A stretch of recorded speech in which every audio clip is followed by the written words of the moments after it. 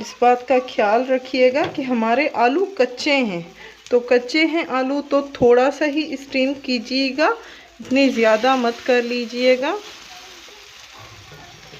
सारे इसी तरह मैं बनाऊंगी। अब नेक्स्ट स्टेप की तरफ चलते हैं। सारे जब हमारे बन जाएंगे तो एक टमाटर लीजिए एंड उसी को आपको बड़े बड़े स्लाइसिस काटने हैं इस तरह के, एंड इस तरह रखते जाएं। बहुत ही यम्मी एंड टेस्टी रेसिपी थी, तो मैंने सोचा आपके साथ शेयर कर दूं। एंड अच्छी भी बहुत ही, मेहमानों को अगर आप सर्व करें तो बहुत ही टेस्टी बनती है एंड मेहमान भी बहुत ही शौक़ से खाएंगे। बेसन की रेसिपी अलग होती है, किसी दिन वो भी मैं आपके साथ शेयर कर दूंगी अगर आप मैदे की जगह बेसन का यूज़ करना चाहें तो।